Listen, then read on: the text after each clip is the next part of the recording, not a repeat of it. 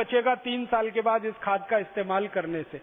दूसरा, आप इसी तरह से कीटनाशक भी खुद तैयार कर सकते हैं। बाजार से किसी विदेशी कंपनी का 15,000 रुपए लीटर का कीटनाशक लाने से अच्छा है इन जानवरों के मूत्र से ही कीटनाशक बना लेना। तो अगर जरूरत पड़े, कभी किसी फसल में आपको कीट लग गया, कोई जंतु लग गया, उसको खत्म करना है, उसको मारना है, तो उसके लिए भी एक सूत्र आप लिख लीजिए। कीटनाशक बनाना भी बेहद आसान है, कोई भी किसान भाई अपने घर में बना सकते हैं। कीटनाशक बनाने के लिए क्या करना पड़ता है? 1 एकड़ खेत के लिए अगर कीटनाशक तैयार करना है तो 20 लीटर जानवरों का मूत्र चाहिए, चाहे तो गाय का, चाहे तो बैल का, चाहे तो भैंस का। 20 लीटर।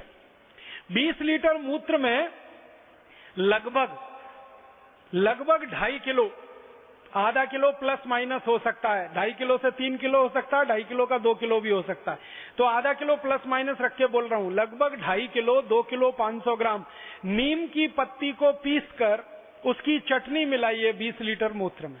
नीम के पत्ते से भी अच्छा होता है नीम की निम्बोली की चटनी। आप जानते हैं नीम पर एक फल लगता है निम्बोली जैसा, वो अगर मिल जाए तो 2.5 किलो निम्बोली की चटनी वही 20 लीटर मूत्र में मिलाना है, नहीं तो 2.5 किलो नीम के पत्ते की चटनी।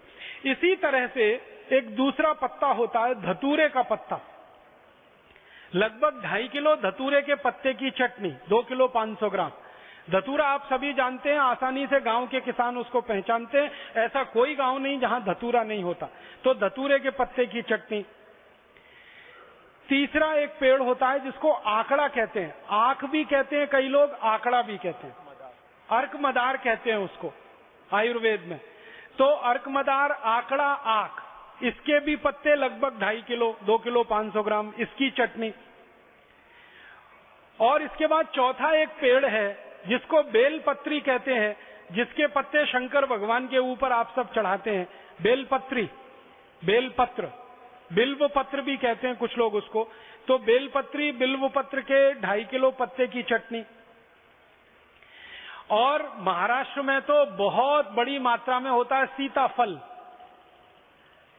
हमारे उत्तर भारत में उसको शरीफा कहते हैं, महाराष्ट्र में सीताफल और कई जगह सीताफल कहते हैं। तो सीताफल के पत्ते की चटनी 2.5 किलो। अगर आड़ू के पत्ते मिल जाएं वो भी 2.5 किलो लगभग। परम पूजनीय स्वामी जी कह रहे हैं कि आड़ू के पत्ते में कीट को मारने की या खत्म करने की सबसे ज्यादा शक्ति है, उसका रस पड़ते ही कीट मरते हैं, तो आड़ू के पत्ते अगर मिल जाएं तो और भी अच्छा है। तो ये 5-6 तरह के पेड़ों के पत्ते आप ले लो, 2.5 किलो, इनको पीसकर 20 लीटर जानवरों के मूत्र में डालकर उबालना है, गर्म करना है। और इसमें थोड़ा उबालते समय आधा किलो से 750 ग्राम तक तंबाकू का पाउडर और डाल देना। तंबाकू का पाउडर आधा किलो, कम से कम 750 ग्राम, अधिक से अधिक, ये डालकर उबाल लेना है। उबालकर इसको ठंडा कर लेना है और ठंडा करके इसको आप बोतलों में भर के रख लीजिए। ये कभी भी खराब नहीं होता, ये कीटनाशक तैयार हो गया। अब इसको डालना कैसे, स्प्रे कैसे करना है? जितना कीटनाशक लेंगे उसका 20 गुना पानी। अगर 1 लीटर कीटनाशक लिया तो 20 लीटर पानी, 10 लीटर कीटनाशक लिया तो 200 लीटर पानी। जितना कीटनाशक आपका तैयार हो गया उसको अंदाजा लगा लीजिए आप, जितनी उसकी मात्रा तैयार हो गई उसका 20 गुना पानी उसमें मिला दीजिए। मिलाकर इसको आप खेत में छिड़क सकते हैं किसी भी फसल पर। और इसको छिड़कने का परिणाम यह है कि 2 से 3 दिन के अंदर, लगभग 48 से 72 घंटे के अंदर जिस फसल पर आपने स्प्रे किया उस पर कीट और जंतु आपको दिखाई नहीं देंगे। कीड़े और जंतु सब पूरी तरह से 2-3 दिन में ही खत्म हो जाते हैं, समाप्त हो जाते हैं। इतना प्रभावशाली ये कीटनाशक बनके तैयार होता है। ये बड़ी बड़ी विदेशी कंपनियों के कीटनाशक से सैकड़ों गुना ज्यादा ताकतवर है और एकदम फोकट का है। बनाने में कोई खर्चा नहीं है। जानवरों का मूत्र मुफ्त में मिल जाता है, आपको नीम के पत्ते मुफ्त में मिल जाएंगे, निम्बोली मुफ्त में मिल जाएगी, आकड़ा के पत्ते मुफ्त में मिल जाएंगे, आड़ू के पत्ते, सब तरह के पत्ते मुफ्त में हर गांव में उपलब्ध हैं। तो ये आप कीटनाशक के रूप में, जंतुनाशक के रूप में इसको इस्तेमाल करिए। और तीसरी एक जानकारी और देना चाहता हूं, अच्छी उत्पादन और फसल लेने के लिए जो बीज आप खेत में डालते हैं उस बीज को पहले संस्कारित करिए, फिर मिट्टी में डालिए। बीज संस्कार करने के लिए एक छोटा सा सूत्र और बताना चाहता हूं, जिसमें बीज को डुबोकर रखिए, फिर खेत में डालिए। मान लीजिए आपको गेहूं का बीज लगाना है, मान लीजिए बाजरी का बीज लगाना है या मक्की का बीज लगाना है, तो बीज ले लीजिए 1 किलो। 1 किलो बीज के अनुसार ये सूत्र मैं बता रहा हूं, अगर 2 किलो हो तो सब चीजों को दुगना कर लीजिएगा। 1 किलो जानवरों का गोबर ले लीजिए, किसी भी जानवर का हो, गाय का, बैल का, भैंस का, 1 किलो गोबर ले लीजिए और उसी जानवर का 1 किलो मूत्र ले लीजिए। गोबर और मूत्र को आपस में मिला दीजिए, फिर इसमें 100 ग्राम कलई चूना मिलाना है। कलई चूना आप समझते हैं जिससे पुताई करते, चूने का पत्थर बाजार में आता है, 100 ग्राम का पत्थर खरीदेंगे 10-15 पैसे में मिल जाएगा। उस चूने के पत्थर को 1 दिन पहले पानी में डाल दीजिए, 2-3 लीटर पानी में। रात भर में वो पानी एकदम गर्म हो जाएगा, फिर ठंडा होके चूना शांत होके नीचे बैठ जाएगा, पानी ऊपर आ जाएगा। फिर इसको घोल लीजिए, चूना और पानी को, और इसको 1 किलो गोबर 1 लीटर मूत्र वाले पात्र में डाल दीजिए। तो गोबर, मूत्र और 100 ग्राम कलई चूने में जितना पानी तैयार हुआ वो सब मिला दीजिए और अच्छे से घोलकर इसमें बीज को डाल दीजिए। गेहूं का बीज हो या तो मक्की का हो या तो सब्जियों का, कोई भी बीज को डाल दीजिए। 1 किलो बीज इसमें आराम से भीग जाता है। वैसे अगर आप थोड़ा पानी डाल देंगे तो 2 किलो तक बीज भीग जाए। बीज को इसमें 2-3 घंटे से लेकर 6-7 घंटे तक डाल के रखिए। रात में डाल दीजिए, सुबह हो गई तो बीज को निकाल लीजिए। निकालकर इस बीज को छांव में सुखा दीजिए और छांव में सुखाने के बाद ये बीज को आप खेत की मिट्टी में लगा दीजिए। तो ये बीज जो लगेगा मिट्टी में, ये संस्कारित हो गया। अब इस संस्कारित बीज के 2 फायदे हैं। एक तो फसल का उत्पादन अच्छा मिलेगा और इस फसल पर जल्दी कोई कीट नहीं लगेगा, जल्दी कोई कीड़ा इस खेत की फसल पर आएगा नहीं। तो कीटनाशक, जंतुनाशक से आपको मुक्ति मिल गई और फसल का उत्पादन भी अच्छा हो गया। तो बीज संस्कार करने का एक सूत्र है, कीटनाशक बनाने का एक सूत्र है और खाद बनाने का एक सूत्र है। इन 3 सूत्रों का भरपूर प्रयोग आप अपने खेत में करिए और अपने किसान मित्रों को, किसान भाइयों को ज्यादा से ज्यादा इसको बताइए। मेरा आपसे एक छोटा सा निवेदन है कि अगर आप में से कोई किसान भाई बहन है तो इस वर्ष अपने खेत के कम से कम 1 एकड़ में ये करके देखिए, और 1 एकड़ में आपने ये करके देखा, इसका परिणाम अगर अच्छा आया तो अगले वर्ष आप पूरे खेत में करिए। और ज्यादा अच्छा परिणाम आया तो पूरे गांव के खेत में करा दीजिए इसको, फिर पूरे जिले के खेतों में करा दीजिए। जैसे आप गांव-गांव जाकर योग प्राणायाम सिखाते हैं ना, वैसे गांव-गांव जाकर किसानों को ये सूत्र सिखाना शुरू कर दीजिए गोबर गोमूत्र की खाद का। तो योग प्राणायाम से तो शरीर दुरुस्त हो जाएगा और ये गोबर गोमूत्र की खाद से उनका खेत अच्छा हो जाएगा, मिट्टी अच्छी हो जाएगी, तो सोने में सुहागे की स्थिति बन जाएगी। माने इधर शरीर स्वस्थ हुआ, उधर मिट्टी स्वस्थ हुई, उसमें से पैदा हुआ अनाज स्वस्थ मिला, उसमें से पैदा सब्जियां स्वस्थ मिली, उसमें से घास चारा अच्छा पैदा हुआ। घास चारा जानवर खाएंगे, दूध बढ़ेगा और उनकी बीमारियां कम होंगी। हम स्वस्थ भोजन खाएंगे, हमारी बीमारियां कम होंगी, डॉक्टरों का खर्चा बचेगा। तो सारे जड़ मूल से व्यवस्था का परिवर्तन शुरू हो जाएगा। और मेरा ये मानना है कि अगर एक गांव में एक किसान भाई ने भी ये कर लिया तो 1 साल के अंदर पूरा गांव इसको कर लेगा, इसकी पूरी गारंटी है। क्योंकि भारत के किसान इतने होशियार हैं, इतने अकल वाले हैं कि अच्छी चीज देखते हैं तो उसका पालन करने में वो बिल्कुल देरी नहीं करते। और किसान भाइयों को एक बात बताइए जो उनके दिमाग से भ्रम निकालना है। भारत के आधुनिक कृषि वैज्ञानिकों ने एक भ्रम किसानों के मन में डाल दिया है, वो भ्रम आप निकालिए। किसानों को ये समझाइए कि फसल का अच्छे से अच्छा उत्पादन सूरज की पड़ने वाली धूप से तय होता है, ना किसी दूसरी चीज से। जिस पौधे को धूप जितनी अच्छी मिलेगी, जिस पौधे को पानी जितना स्वच्छ और साफ मिलेगा, जिस पौधे को हवा जितनी अच्छी मिलेगी, उसका उत्पादन उतना अच्छा होगा। दूसरा, मिट्टी में से पौधा जो लेता है सूक्ष्म पोषक तत्वों को, वो कुल मात्रा का 5% से ज्यादा नहीं होता। मात्र 5% ही पौधा मिट्टी से लेता है, 95% पौधा सूर्य से, हवा से और पानी से लेता है। इसलिए किसानों को यह समझाइए कि सूरज की धूप पौधे को ज्यादा से ज्यादा मिले, इस पर वो ध्यान दें, ना कि खेत की मिट्टी में से सूक्ष्म पोषक तत्व तो ज्यादा मिले। मिट्टी से तो 5% लेना है, इससे ज्यादा वो लेगा नहीं। और एक बात आप किसान भाइयों को बताइए कि और अच्छा उत्पादन अगर लेना है अपने खेत में, ये तो एक तरीका हुआ उत्पादन लेने का, खर्चा कम करना, उत्पादन ज्यादा लेना। इससे भी अच्छा उत्पादन अगर खेत में से लेना है तो किसान भाइयों को कहिए कि एक फसल के साथ दूसरी फसल जरूर करें, दूसरी फसल के साथ तीसरी फसल करें, तीसरी के साथ चौथी करें। माने जिसको हम लोग मिक्स क्रॉप कहते हैं ना, कई फसलें एक साथ करना, ये सबसे ज्यादा उत्पादन लेने का अच्छा तरीका है। जैसे मैं आपको महाराष्ट्र के हिसाब से बताना चाहता हूं, कपास महाराष्ट्र में बहुत होता है, तो किसानों को कहिए कि कपास के साथ तुअर की खेती जरूर करें, दोनों का उत्पादन बढ़ता है, तुअर का भी उत्पादन बढ़ेगा, कपास का भी बढ़ेगा। कारण क्या है? कपास मिट्टी में से जिस सूक्ष्म पोषक तत्व को ज्यादा लेता है, तुअर उसी सूक्ष्म पोषक तत्व को मिट्टी को ज्यादा देती है। कपास की अच्छी फसल होने के लिए नाइट्रोजन ज्यादा चाहिए, और तुअर का जो जड़ होता है वो सबसे ज्यादा नाइट्रोजन फिक्स करता है मिट्टी में। तो तुअर को कपास के साथ लेना शुरू करें, दोनों का उत्पादन बढ़ेगा।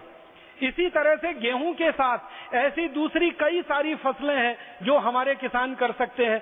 जैसे गेहूं के साथ सरसों बहुत अच्छे से होता है, सरसों का भी उत्पादन ज्यादा मिलता है, गेहूं का उत्पादन भी ज्यादा मिलता है। और मेरे से ज्यादा ये बात तो किसान जानते हैं, सैकड़ों साल से वो खेती कर रहे हैं। उनको कहिए कि 50 साल पहले आप जो जो फसलें एक दूसरे के साथ मिक्स करके करते थे वो सब शुरू कर दीजिए, तो सबसे ज्यादा उत्पादन उसी में मिलता है और मिट्टी का सुधार सबसे ज्यादा उसी में होता है।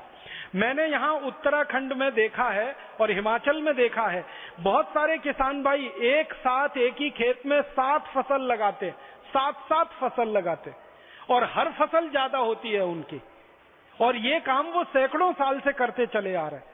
तो इसी तरह के किसान भाई हमारे पूरे भारत देश में एक साथ कई फसलें लगाएंगे अपने खेत में, तो उससे उनको बहुत लाभ होने वाला है। और एक भ्रम हमारे किसानों का दूर हो जाए तो बहुत ही अच्छा है। किसानों को निवेदन ये करना है कि ये गोबर गोमूत्र का जो खाद हम खेत में डालेंगे, इस खाद की मदद से पानी बहुत कम खेत को लगता है। मैं एक उदाहरण से समझाता हूं।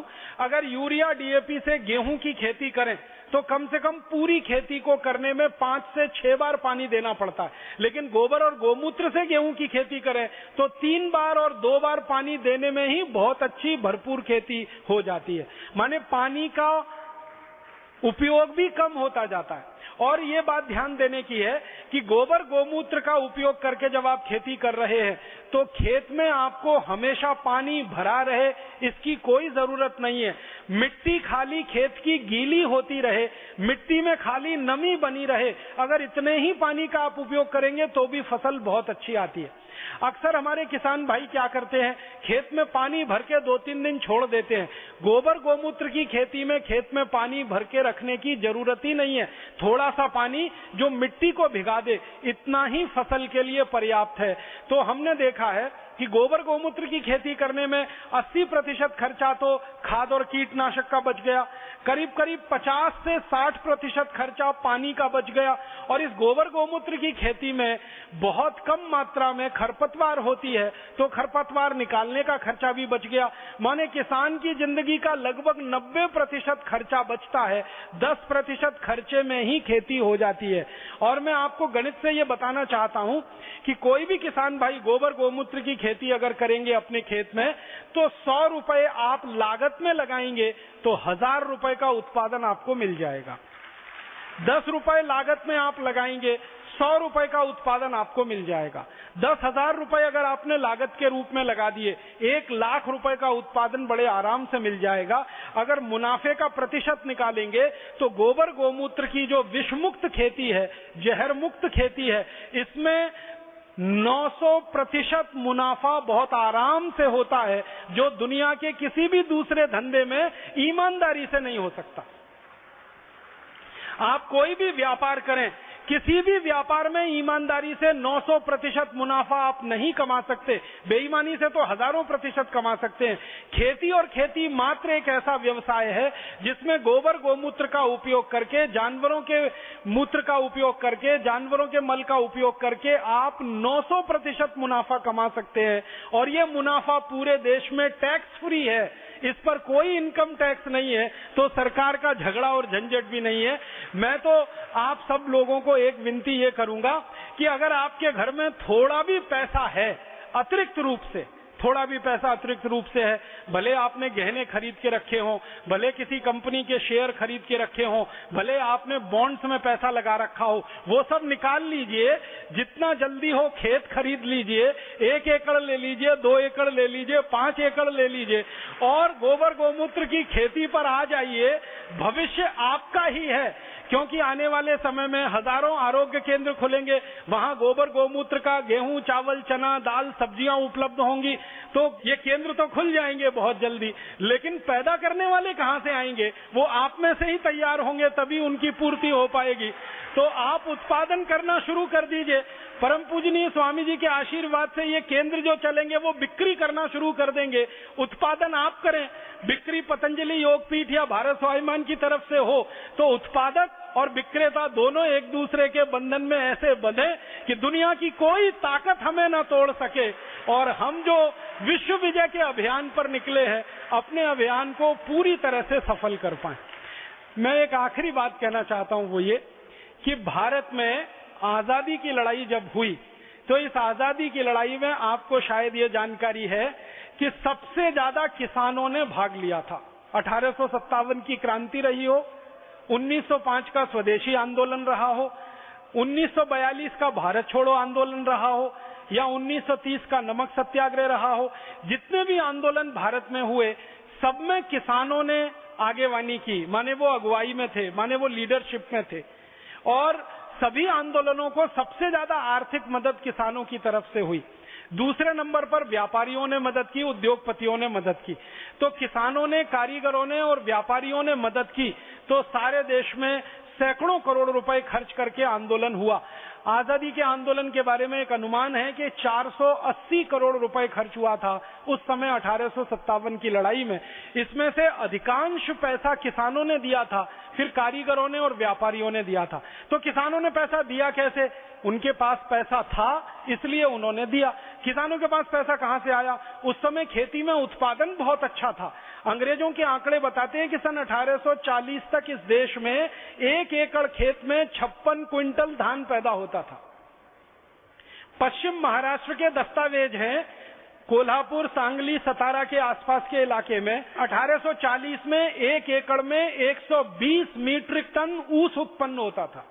पश्चिम महाराष्ट्र के आंकड़े हैं, पुराने दस्तावेज बताते हैं, अभिलेखागार में, आर्काइव्स में है, वो बताते हैं कि 1 एकड़ में 12 से 15 क्विंटल कपास आराम से उत्पन्न होती थी। अब 56 क्विंटल धान, 120 मीट्रिक टन गन्ने का उत्पादन, ऊस का उत्पादन, 12 से 15 क्विंटल कपास, भरपूर उत्पादन होता था किसानों के खेत में। और उस उत्पादन का कारण ही ये था कि किसान सबसे ज्यादा गोबर और मूत्र से खेती करते थे, जानवरों के मूत्र और गोबर का इस्तेमाल करते थे। तो गोबर गोमूत्र की खेती करके उस जमाने के किसान सबसे ज्यादा श्रीमंत थे। इसलिए हमारे देश में ये कहा जाता था, उत्तम खेती मध्यम बान, करे चाकरी कुकर निदान। उत्पादन भरपूर था, आमदनी भरपूर थी, और जिनके पास आमदनी बहुत होती है वही दान कर सकते हैं। भिखारी क्या दान करेगा? उसके पास तो खुद ही नहीं होता खाने को। तो आजादी की लड़ाई के लिए सबसे ज्यादा दान किसानों ने दिया। ये बात अंग्रेजों को समझ में आई थी और इसलिए किसानों को खत्म कर देने के लिए उन्होंने साजिश रचाई थी, जिसमें लैंड एक्विजिशन एक्ट लाया, फिर ये एग्रीकल्चरल प्राइस कमीशन एक्ट लाया। तो अंग्रेजों ने साजिश के साथ किसानों को तोड़ा और बर्बाद किया। अब ये साजिश हमारे समझ में आ गई है। अब इस साजिश को खत्म करना है, इस साजिश को बेकार करना है, इस साजिश को पूरी तरह से प्रभावहीन करना है। तो उसका एक ही तरीका है कि किसानों को वापस उस खेती पर लाया जाए जिस खेती को करके वो हजारों साल दुनिया में सबसे ज्यादा समृद्धशाली थे। और वो खेती यही है, गोबर गोमूत्र की खेती, विष मुक्त खेती, जहर मुक्त खेती। तो किसान भाइयों को तो इस तरफ आना ही पड़ेगा। आप उत्पादन करें, बाजार में उसको बेचने के लिए तंत्र तैयार हो रहा है। आपका उत्पादन और हमारा बिक्री का तंत्र, ये दोनों मिलेगा तो पूरे देश में ऐसी जबरदस्त क्रांति आएगी कि सारे किसान तो आर्थिक रूप से स्वावलंबी हो जाएंगे, स्वयंपूर्ण हो जाएंगे, समृद्धशाली हो जाएंगे, और जो खाने वाले हैं क्रेता, जो खरीदने वाले ग्राहक हैं, वो शुद्ध अनाज खाकर स्वस्थ हो जाएंगे, उनकी ताकत बढ़ेगी और वो ताकत बढ़ाकर देश की व्यवस्था परिवर्तन के काम में और ज्यादा अपना अभिक्रम दिखा पाएंगे, अपना पुरुषार्थ सिद्ध कर पाएंगे। तो सबके भले में सबका भला, ऐसी स्थिति है।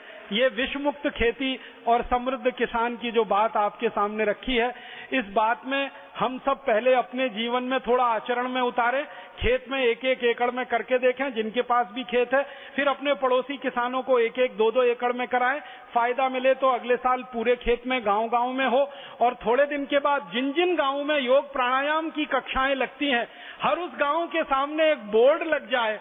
जैसे हरिकिशनपुरा का बोर्ड मुझे याद आता है कि ये पूरा गांव बिकाऊ है, क्योंकि हर गांव के परिवार पर 6 लाख रुपए का कर्ज है, क्योंकि जहर खेत में डाला है उसके लिए कर्ज हुआ है। तो इसका उल्टा बोर्ड लगे कि ये गांव अब समृद्धशाली है, संपत्तिवान है, इस गांव के किसी किसान पर कोई कर्ज नहीं है, यहाँ का किसान पहले रोडपति था, अब करोड़पति है, पहले कर्ज लेता था बैंक से, अब कर्ज देता है बैंक को, इसकी खेती में इतना उपजाऊपन बढ़ गया है कि सारे देश का पेट भरने की ताकत अब इस किसान में आई है। इस तरह के बोर्ड जगह जगह गांव में लग जाएं। विष मुक्त खेती वाला गांव, जहर मुक्त खेती वाला गांव, 1 नाम, 2 नाम, 20 नाम, 50 नाम, 1000 नाम। तो ये इतनी बड़ी खबर होगी कि दुनिया भर का मीडिया आएगा, उस गांव के बारे में फिल्में बनाएगा, सारी दुनिया में उसकी चर्चा होगी और दुनिया भर के लोग, आप अगर चाहेंगे तो आपके सामने झोली फैलाकर खड़े होंगे कि भाई 1 किलो गेहूं दे दो ना गोबर गोमूत्र वाला, 1 किलो गन्ना दे दो ना गोबर गोमूत्र वाला, क्योंकि उनके पास नहीं है, क्योंकि वो मांग रहे हैं। हजारों अरब डॉलर का दुनिया में बाजार है ऑर्गेनिक फूड प्रोडक्ट्स का, आप जानते हैं। इस बाजार की भरपाई करना भारत की ताकत में है। लंदन में अभी एक ऑर्गेनिक फूड स्टोर में मैं गया, वहां मैंने पूछा तो वहां पता चला आलू जो है गोबर गोमूत्र का पैदा हुआ 4 पौंड का 1 किलो है और यूरिया डीएपी का 1 पौंड का 1 किलो। तो 1 पौंड का 1 किलो आलू है यूरिया डीएपी का और 4 पौंड का वही 1 किलो आलू है गोबर और गोमूत्र का। मतलब लंदन के डिपार्टमेंटल स्टोर में 4 गुना भाव तो अभी मिल रहा है आलू का। अगर सारे देश में इसी तरह के उत्पाद हम दे सकें और सारी दुनिया में उनको सप्लाई कर सकें तो 4-4 गुनी कीमत डॉलर में, पौंड में, यूरो में हम लाएंगे और भारत के किसानों के खातों में डॉलर, पौंड और यूरो ही जमा कराएंगे। और डॉलर, पौंड, यूरो जैसे जैसे भारत में आएगा, भारत की इज्जत और हैसियत बढ़ती जाएगी। ये रुपए और डॉलर की कीमत, डॉलर और रुपए की कीमत या पौंड और रुपए की कीमत, ये बदलती चलना शुरू हो जाएगी। आप जानते हैं जिस मुद्रा की डिमांड ज्यादा होती है उसकी कीमत ज्यादा होती है, लेकिन सप्लाई ज्यादा हो जाए तो कीमत घट जाती है। तो आप उसको सिद्ध कर दीजिए इस देश में। डॉलर की कीमत घटानी है, पौंड की कीमत घटानी है, उसकी उपलब्धता बढ़ा दीजिए, कीमत अपने आप घट जाएगी। उसकी उपलब्धता बढ़ाने का एक ही तरीका है कि ऑर्गेनिक फूड प्रोडक्ट्स को सारी दुनिया में एक्सपोर्ट करना शुरू कर दीजिए, अपने आप आपको भरपूर डॉलर और पौंड मिलने लगेगा। तो एक तरीका ये भी है रुपए की कीमत बढ़ाने का, डॉलर और पौंड की कीमत घटाने का। डॉलर पौंड की सप्लाई इधर बढ़ाओ और डिमांड उसकी कम करते जाओ, खर्चा उसका कम करते जाओ, तो रुपए की कीमत बढ़ने से इज्जत बढ़े, संपत्ति की कीमत बढ़े और सारी दुनिया में अंत में भारत की कीमत बढ़े। भारत फिर से सोने की चिड़िया बने, समृद्धशाली हो, स्वदेशी हो, स्वाभिमानी हो, किसी के सामने भीख फैलाने मांगने वाला देश ना हो, देने वाला देश बने, लेने वाला देश ना हो। ये सब किसानों की ताकत से और विष मुक्त खेती और समृद्ध किसानों की ताकत से हो सकता है। ये बोलकर मैं आप सबका आभार व्यक्त करता हूँ, धन्यवाद देता हूँ।